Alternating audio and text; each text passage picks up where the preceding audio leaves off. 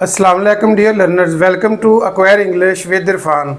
आज जो हमारा लेक्चर है वो दो प्रोनाउन हैं इंग्लिश के जिनके बारे में स्टूडेंट्स बहुत कन्फ्यूजन का शिकार रहते हैं।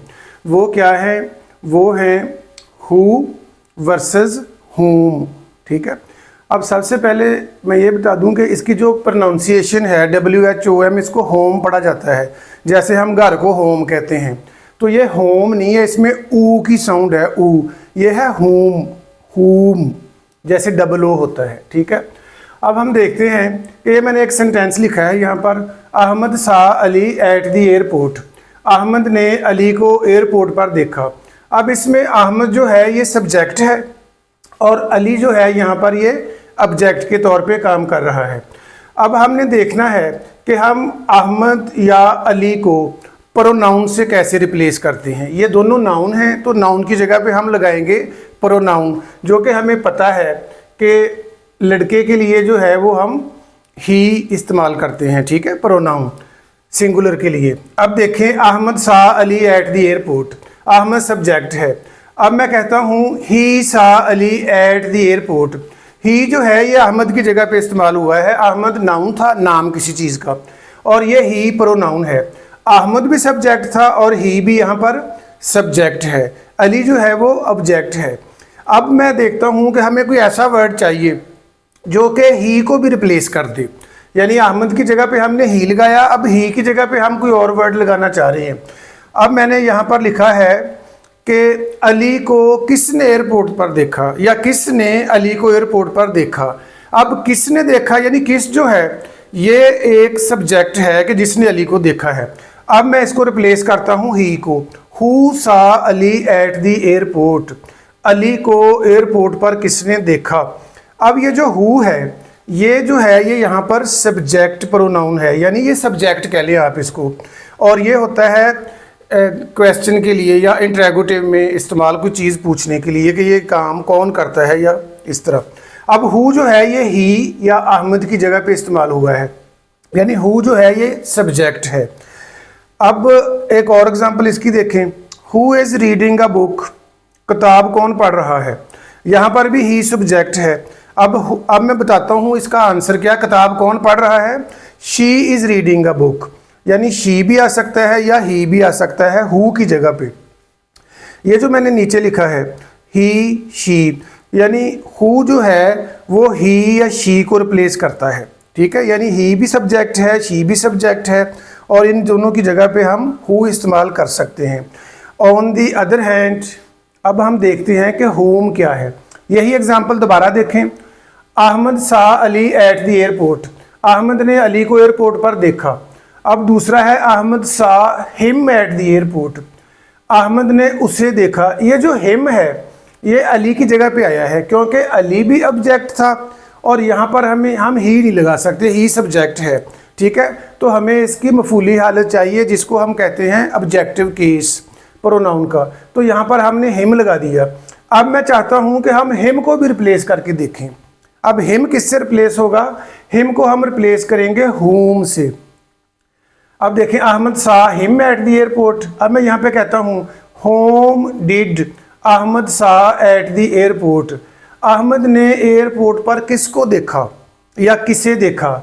ये जो हु है ना, हु सा अली, इससे मुराद था कि किसने अली को देखा, और होम से मुराद है होम डिड अहमद, अहमद ने किसको देखा।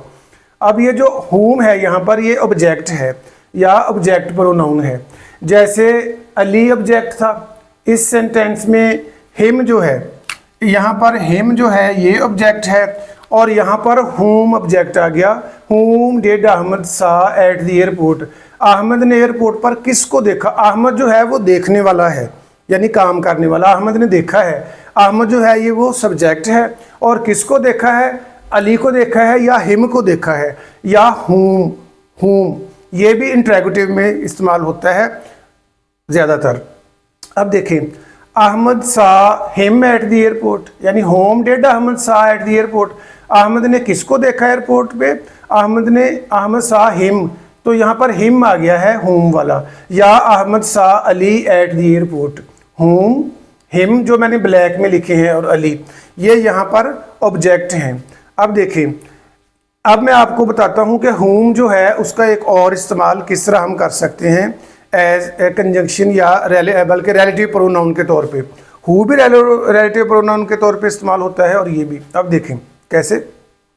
दैट वाज माई ब्रदर, वो मेरा भाई था।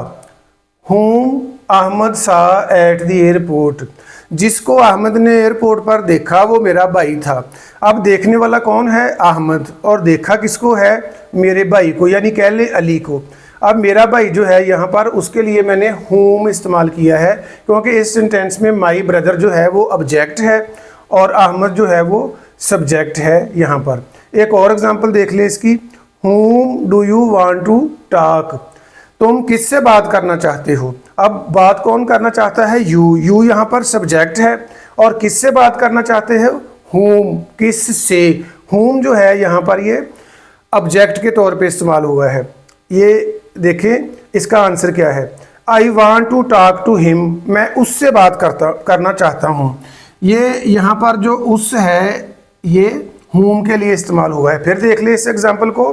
whom do you want to talk to, तुम किससे बात करने चाहते हो?